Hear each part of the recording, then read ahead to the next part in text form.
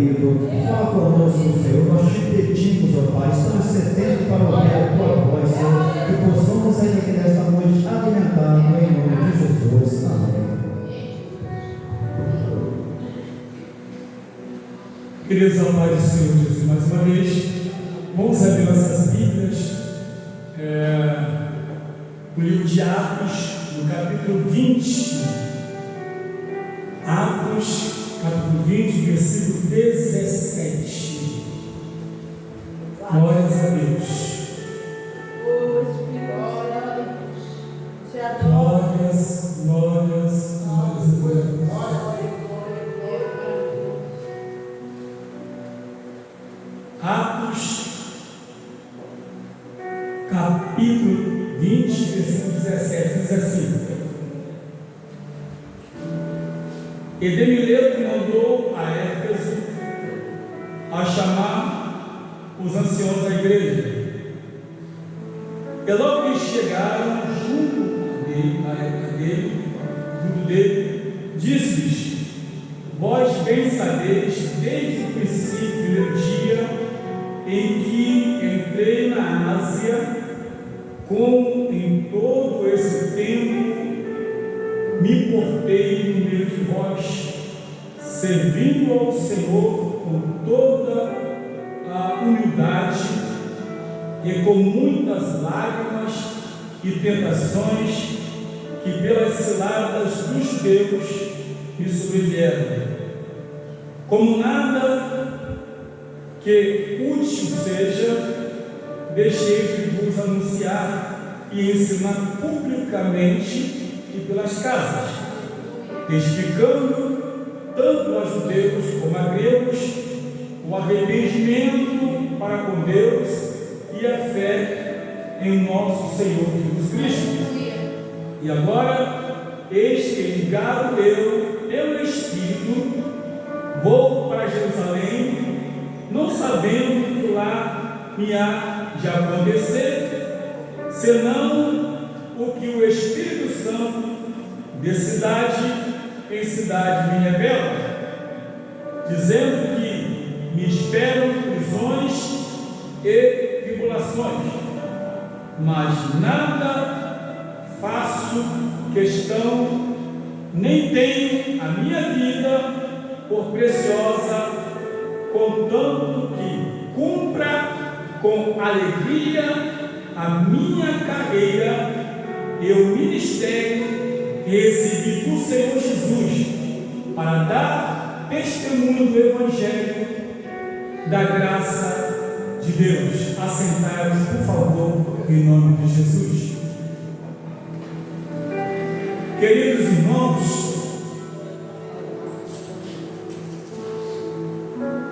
o que nós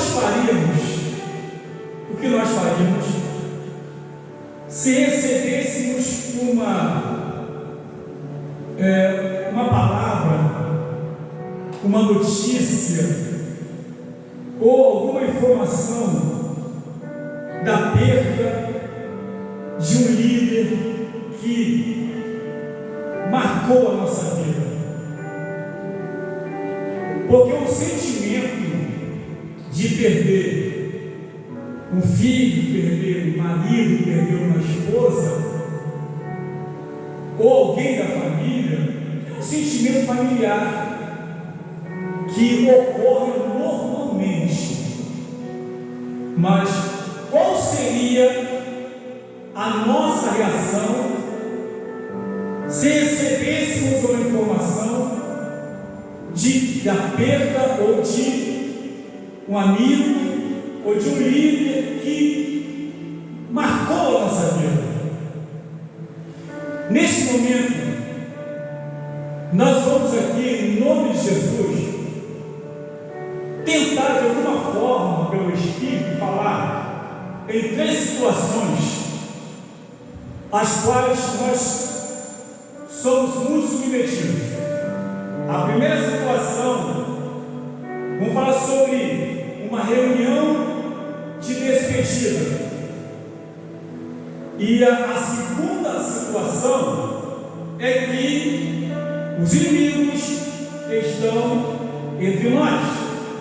E aqui, a terceira situação é que uma despedida com muito choro e tristeza. Três coisas. E aqui nós mesmos, nós entendemos esse contexto aqui, nós precisamos voltar lá no capítulo 7, quando Estevão foi apedrejado e as roupas de Estevão foram jogadas aos pés de Paulo. Não podemos falar também no capítulo 8 em que aconteceu que após a perseguição dos cristãos, muitas das pessoas que haviam se convertido saíram fora de Jerusalém, mas continuaram pregando a palavra de tanta alegria e satisfação por ter tido o Senhor em suas vidas. Está capítulo 8, versículo 1, 2, 3 e 4 de Atos. E também não podemos aqui, antes de chegar aqui, de falar no capítulo 9 que Paulo recebeu uma carta do sumo sacerdote para prender os cristãos, e ele teve um encontro fulminante com o Senhor Jesus Cristo. Um encontro fulminante. E no mesmo capítulo 9, 14 e 15, quando o Senhor Jesus, depois daquele encontro que ele teve, Paulo ali, naquela situação maravilhosa, em que Paulo passou a não enxergar mais nada, e que foi levado a ficar hospedado na rua direita, o Senhor chega para Ananias e fala para Ananias ir até lá e pôs as mãos sobre ele para que fosse curado. Ananias, a princípio, ficou meio receoso, porque ele sabia do histórico de Paulo. Ele sabia que o homem era, podemos dizer, violento, por zelar da lei. Ele achava que estava correto o que ele fazia. E Ananias então ficou temeroso. Por que eu vou até lá? Esse homem não sabe, Senhor, que ele tem perseguido o teu povo. Mas o Senhor, na sua palavra, aqui no capítulo 9, versículo 14 e 15, Deus então dá uma resposta. Louvado seja o nome do Senhor. Ananias, dizendo, bem claro para ele, diz assim: Ananias reclamou, dizendo: e aqui tem poder os principais sacerdotes para prender a todos os que invocam o seu nome. Disse-lhes, porém, o Senhor: vai, porque este é para mim um vaso escolhido para levar o meu nome diante dos gentios e dos reis e dos filhos de Israel. E eu lhe mostrarei quanto deve padecer pelo meu nome. Essa foi a mensagem que Deus passou para Ananias, mostrando que Paulo era um vaso escolhido, era uma pessoa especial para aquilo que Deus desejava fazer. E ele foi a pessoa escolhida. Deus poderia, irmãos, escolher todas as pessoas. Aliás, ele tinha 12. Poderia pegar um daqueles e mandar. E tinha outras pessoas piedosas. Mas Deus então olhou que a pessoa que daria certo para o seu projeto seria Paulo. Porque ele que conhece a obra é dele. É ele que escolhe. O objetivo é de Deus. A obra é de Deus. O querer é de Deus. O operar é de Deus. O salvar é de Deus. O libertar é de Deus. Tudo é de Deus. E Deus escolhe a pessoa certa. Depois de toda essa caminhada, ele então sente a necessidade, segundo a Bíblia, de ir a Jerusalém. Porque lá em Atos, capítulo 9, 15, está escrito aos judeus também. E ele então, compulgido pelo Espírito, sentindo o desejo, a responsabilidade, ele não levou em conta o que poderia acontecer. E aqui, a primeira coisa que ele faz, ele chama o povo, os líderes, para uma reunião. Como diz a Bíblia, de Mileto mandou a Éfeso chamar os anciões. Mileto ficava aproximadamente 18 quilômetros de Éfeso. 18 quilômetros. E ele então manda chamar toda essa liderança, os anciões da igreja, aquelas pessoas que o acompanhavam dioturnamente. Afinal de contas, foram 3 anos ali. Foram 3 anos ensinando, 3 anos pregando, 3 anos aconselhando, 3 anos cuidando, abraçando. Foram 3 anos suprindo a necessidade espiritual do povo. É natural que se crie uma certa afinidade. Está todo tempo juntos, porque se não fosse assim, não teria graça nenhuma. Uma pessoa ficar todo tempo no local com o povo e não criar nenhum sentimento, nenhuma afinidade. Ninguém fica tanto tempo num lugar só. Tem que haver também um resultado, um chamado resultado afetivo. E ao longo do tempo, aquilo foi crescendo, foi crescendo, foi crescendo. E a Bíblia nos fala aqui que ele manda chamar os anciões. E quando os anciões chegaram, ele começou então a falar: olha, vocês sabem muito bem que desde o primeiro dia que entrei na Ásia, como eu me portei, como eu me comportei entre vocês.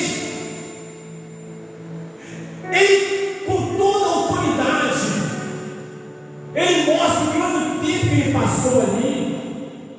Ele não envergonhou o Evangelho. Ele não escandalizou na obra de Deus. Ele fala com muita convicção, com muita consciência, com muita certeza. O nosso irmão Lucas, ele foi muito cirúrgico em escrever essa mensagem, acompanhando, porque ele era acompanhando o apóstolo Paulo em suas viagens. Por isso que diz Atos dos Apóstolos, as coisas que aconteciam. E ele relatava que sabia, pelo Espírito, que no futuro essa mensagem precisava chegar aos 4 cantos da terra, para mostrar como Deus age, como Deus trabalha, como Deus opera.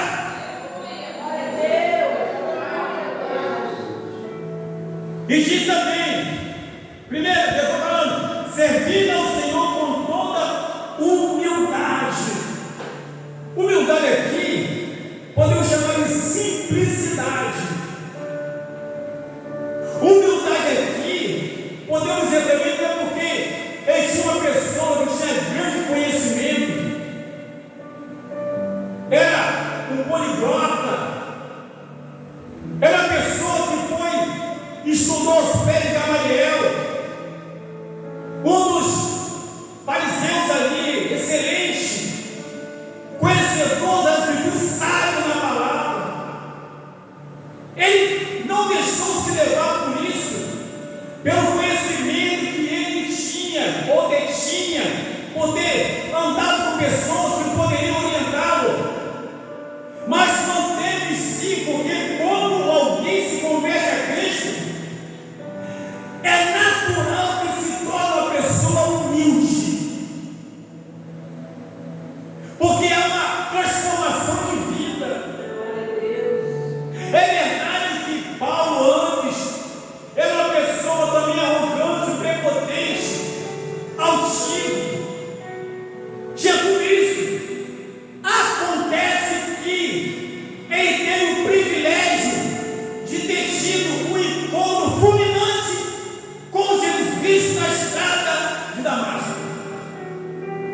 E isso faz toda a diferença.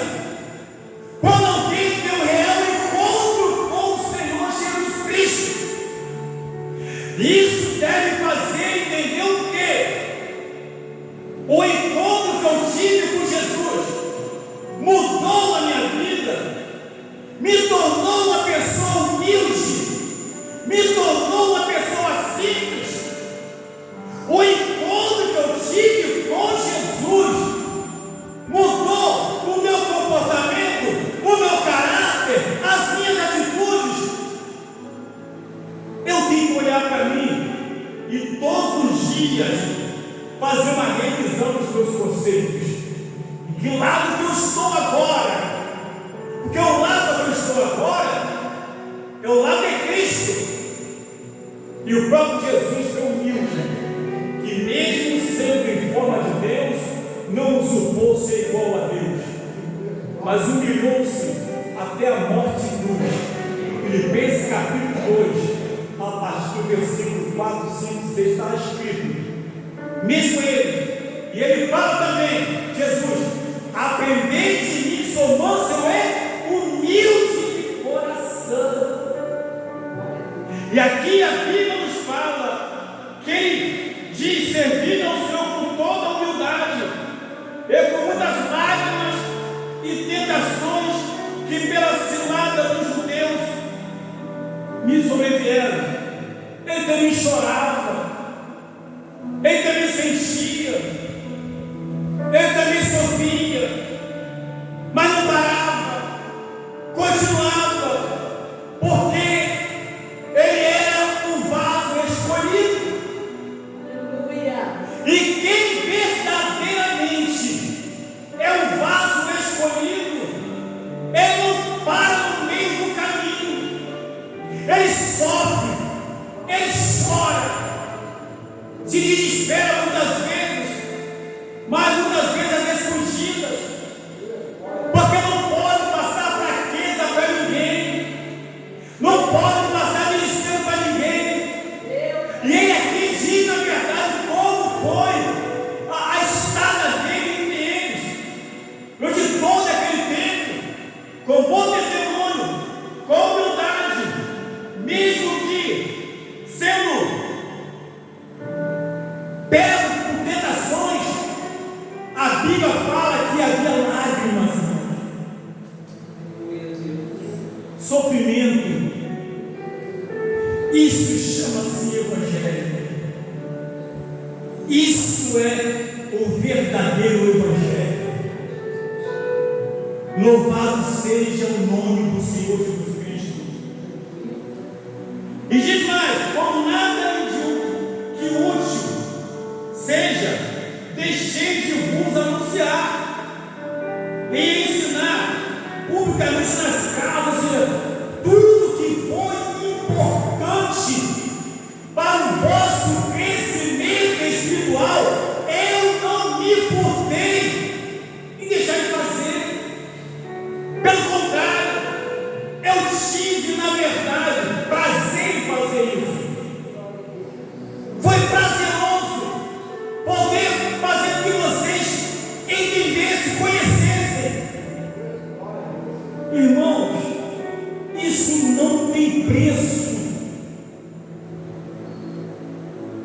Deus não tira ninguém do mundo à toa. Quando Ele estende as suas mãos e lá no meio de um samba, de um pagode, de um carnaval, e tira de lá, é porque tem um grande propósito.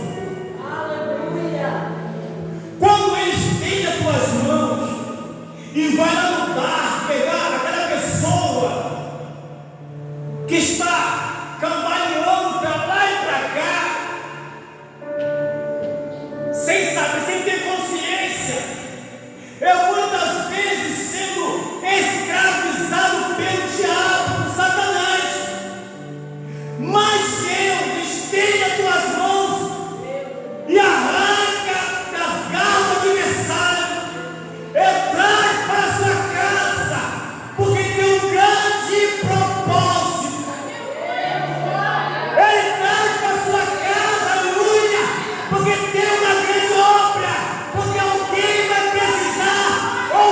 tua poderosa palavra, Ele vai usar essa pessoa. Aleluias! Oh, glória!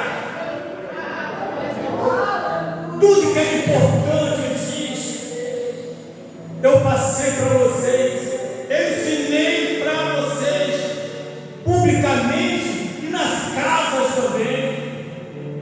Nas casas, Ele fazia culto em qualquer lugar dentro de casa.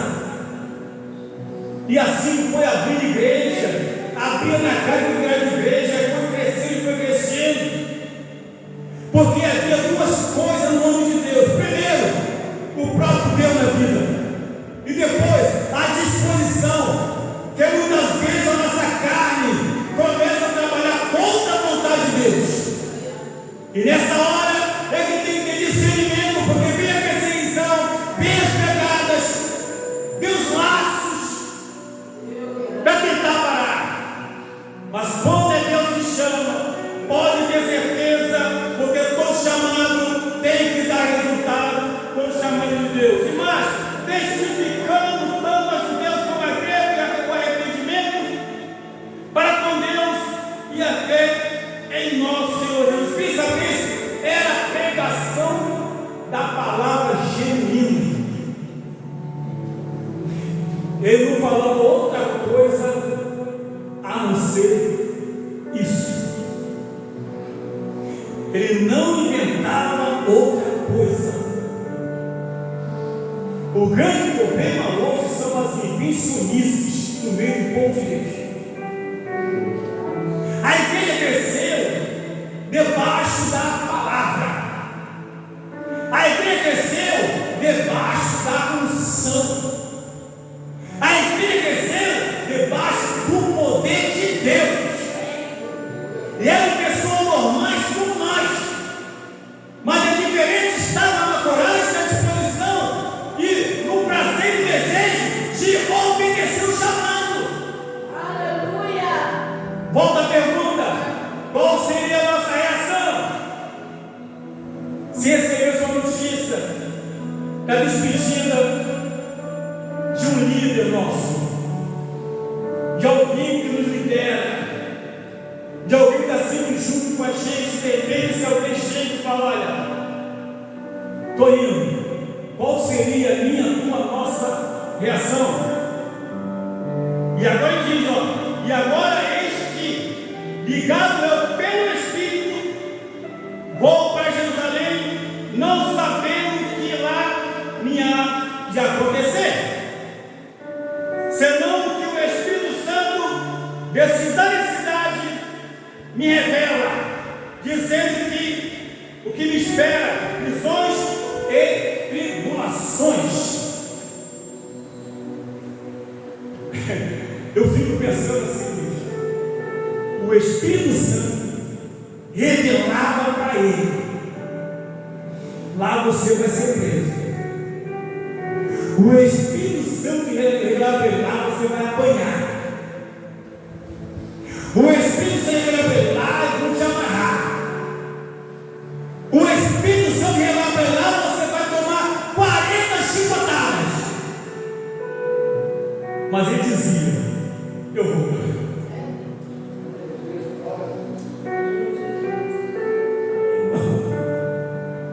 Eu vou. Para isso eu fui chamado. Para isso Deus apontou para mim e disse: não, você é meu. Para isso Deus falou que eu sou para ele um vaso escolhido. E vaso escolhido não escolhe aonde quer ir. Vaso escolhido é Deus que escolhe aonde ele tem que ir.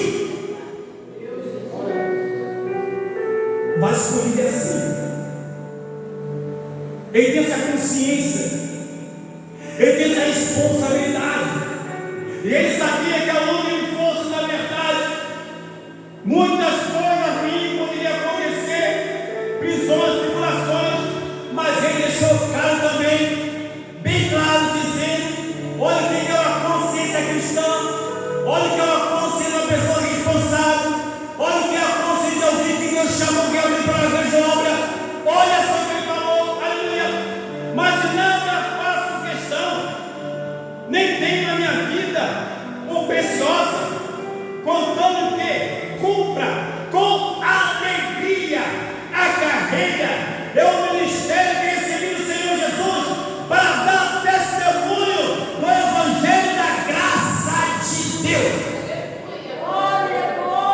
não estou preocupado se vou levar pedrada.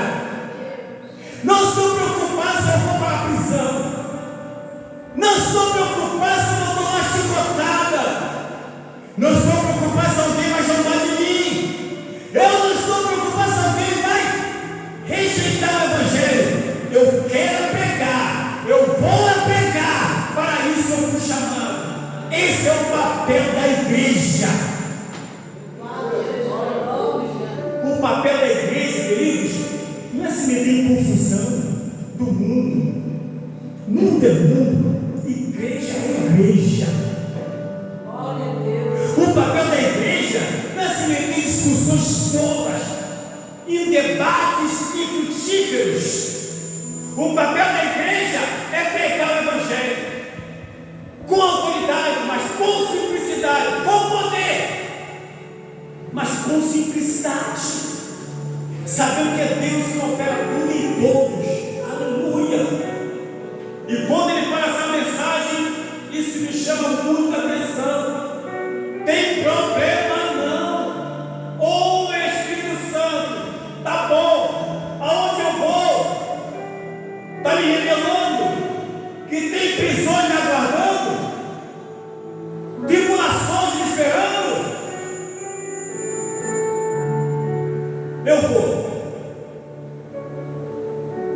Eu vou, mas não estou indo enganar. Eu vou sabendo que eu posso não voltar mais. Queridos, isso é Evangelho. Isso é Evangelho.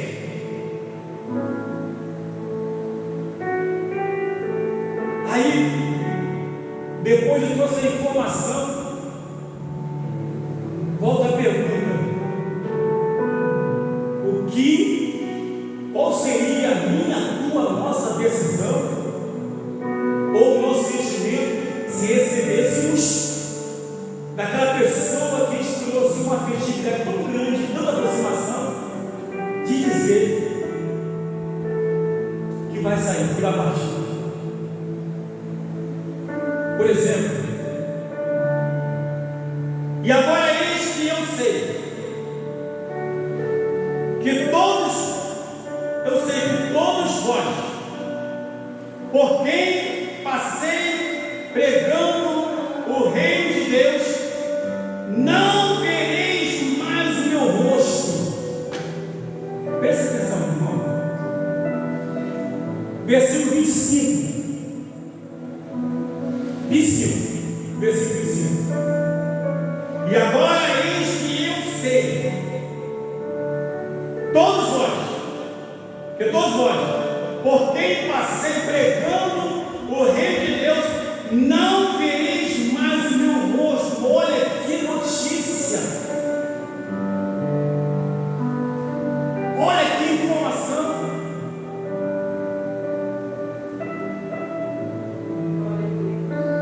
Meus irmãos, eu sei muito bem o que é isso.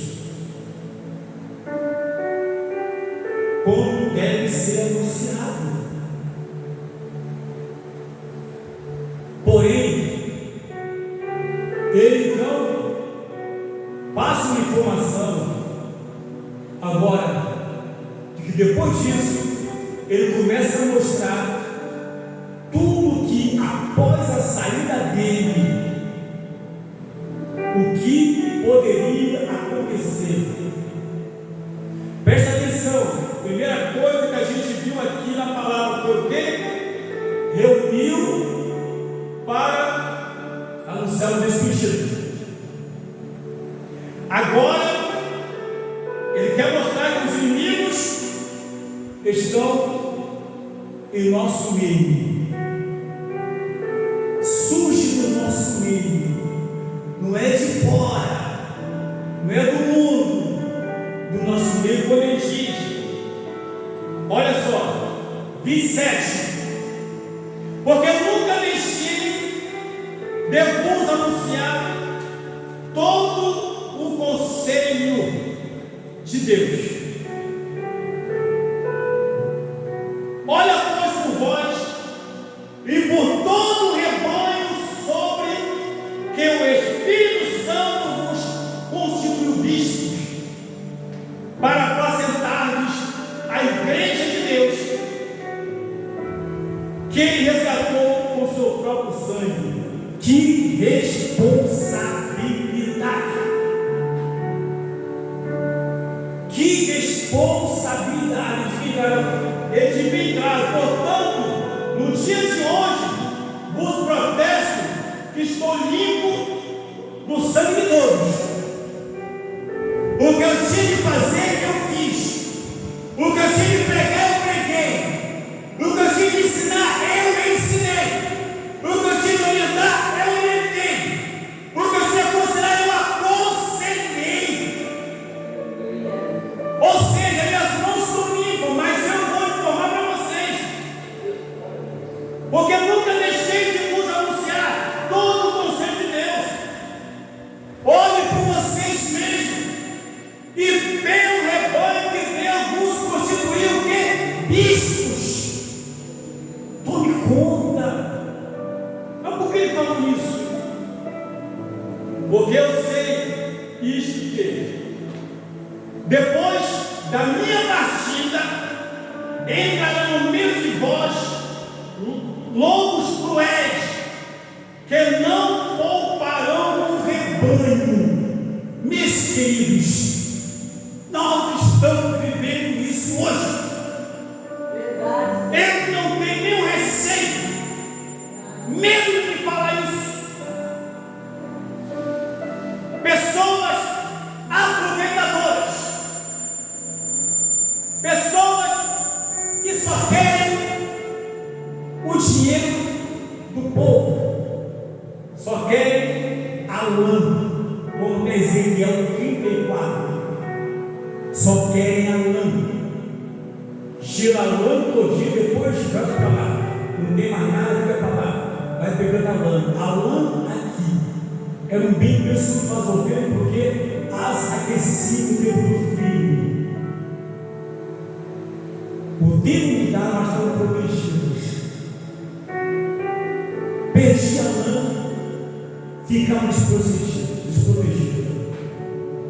Era a maior riqueza que elas tinham. E aqui lobos cruéis, olha a mensagem, a palavra, porque eu sei isto, eu sei isto, que depois da minha partida, da minha saída no meio de vocês, entrarão no meio de vós lobos cruéis, que não pouparão o rebanho. Porque enquanto ele estava ali, ele tinha respeito. Os lobinhos ficavam escondidos, não mostravam as suas garras, aguardavam a oportunidade para pegar as ovelhas. E quando ele estava ali, ele estava cuidando das ovelhas, com a pregação da palavra, com o ensinamento da palavra, com a oração, com a intercessão, com o aconselhamento. Ele estava abraçando as ovelhas, fica aqui. Mas ele ia sair, e as ovelhas então iam passar a correr risco, porque a Bíblia nos fala bem claro, diz: entrarão no meio de vós lobos cruéis que não pouparão o rebanho, e que dentre vós mesmos, olha, se levantarão homens que falarão coisas perversas para atraírem discípulos após si. A gente vive isso hoje, cuidado.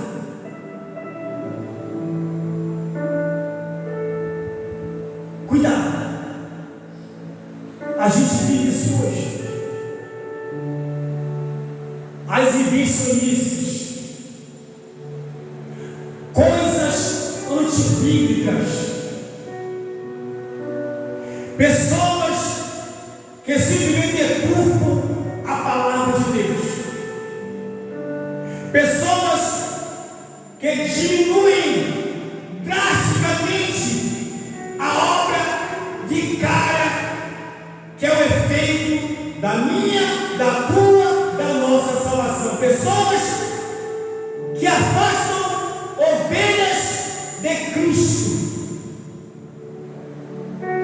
A gente vive isso hoje. Aleluia.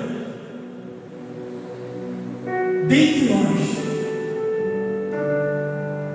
mais uma vez, os inimigos estão entre nós. Entre nós. E mais, portanto, o que me chama a atenção, como coisas perversas para atrair discípulos após si. E o pior é você constatar que essas pessoas que seguem esses líderes, quando você vai conversar com elas, se você bobear, elas batem em você. E ainda você vem com unhas e dentes. Não porque o meu líder, não porque o meu bispo, não porque o meu pastor. Meu irmão, quantas pessoas estão sendo enganadas? Quantas pessoas estão sendo iludidas?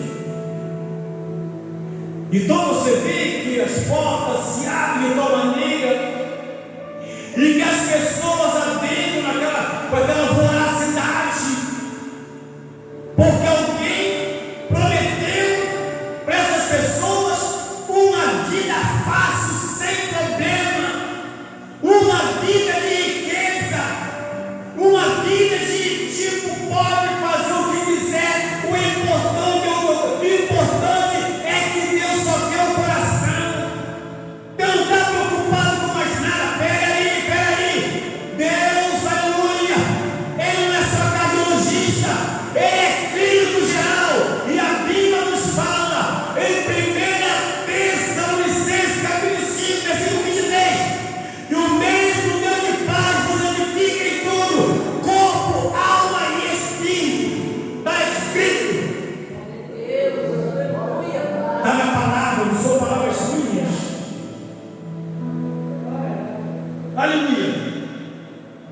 Portanto, vigiai, lembrando-vos de que durante 3 anos não cessei, noite e dia, de admoestar com lágrimas a cada um de vós. Uma mensagem que era pregada com muita paixão, que resultava em lágrimas e choro. Eu sei que ainda tem muitos líderes que ainda choram pelo rebanho. Eu sei que ainda tem muitos líderes que ainda cuidam do rebanho. Eu sei que ainda tem muitos líderes que choram pela madrugada. Eu sei que tem muitos líderes que ainda ralam o joelho no chão, ainda mete a boca no pó. Eu sei que tem muitos líderes que ainda choram pela madrugada. Eu sei que tem muitos líderes que ainda, aleluia, prepara o melhor para o rebanho. Eu sei que tem muitos líderes para a glória de Deus que não está pensando nele. Ele está pensando em dinheiro, não está pensando em riqueza, não está pensando em poder, não está pensando em posição. Não está pensando. Ele chora pelo rebanho. Tem muitos ainda, mas em compensação, tem milhares que não estão nem aí. E cada dia surge mais ainda. Durante 3 anos estava ali com a única preocupação, preservar o rebanho não persistiu. Terceiro ponto aqui é uma despedida com muita tristeza, que diz 36: e havendo dito isso, pôs-se de joelhos e orou por todos. E levantou-se um grande pranto entre todos e, lançando-se ao pescoço de Paulo, o beijaram, entristecendo-se muito, principalmente pela palavra que dissera, que não veriam mais o seu rosto, e acompanharam-no até o navio.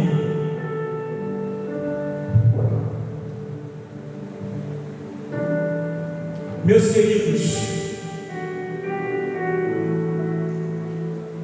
imagine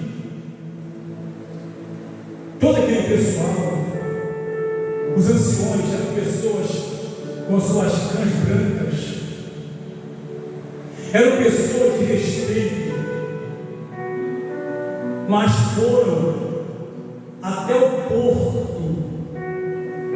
acompanhando Paulo adentrar ao navio para ir para viajar. O pranto foi muito grande, a angústia foi muito grande.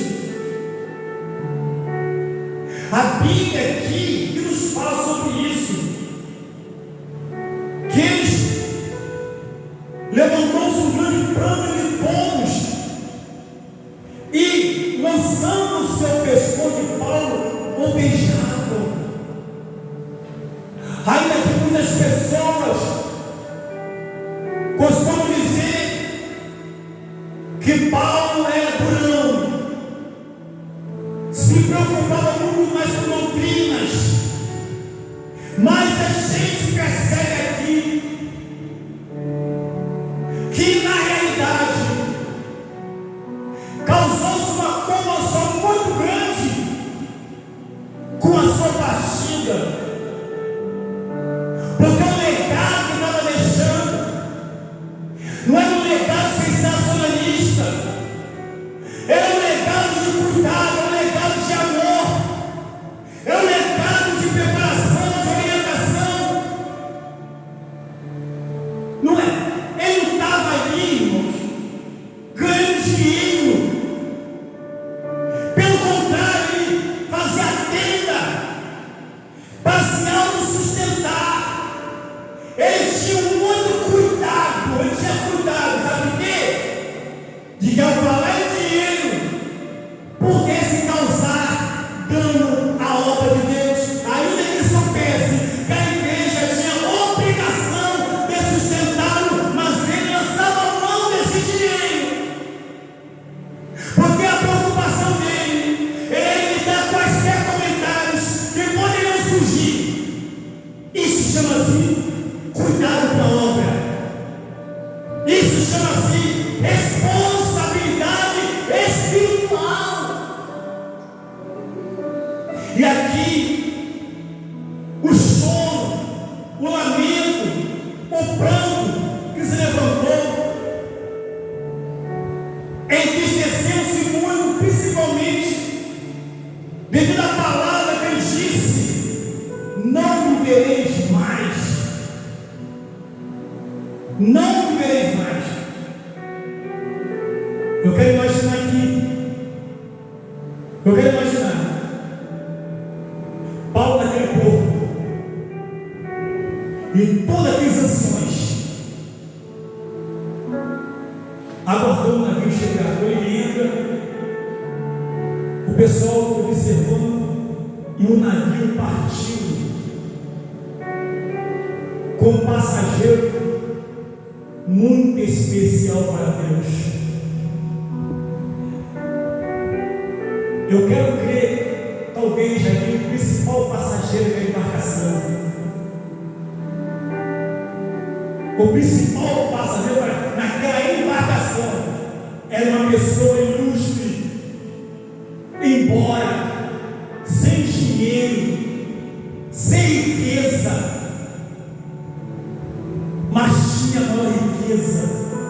que é a graça de Deus, que é a presença de Deus. O homem que tem dinheiro, o homem que tem condições de agora, lança a mão de tudo para cumprir o chamado de Deus. Vamos ficar de pé em nome de Jesus.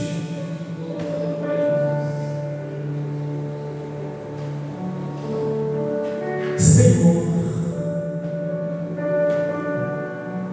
o Senhor está sempre disposto a nos ensinar. O Senhor está sempre disposto a nos orientar. Pois é o teu prazer, é o teu querer. Senhor, a ti toda a honra, toda a glória, todo louvor e toda a adoração. Ó Deus, agradecemos a ti pela missão adivina da tua palavra. Muito obrigado, Senhor. Que possamos a cada dia crescer na graça e no conhecimento e considerar de forma clara e objetiva que quando o Senhor me chama, ó Deus, não tem erro. As pessoas fazem meu chamando, se entristecendo, mas não desiste, porque o chamado é teu. Muito obrigado, Deus, por estar conosco. Em nome de Jesus, que vive e reina para sempre. Amém.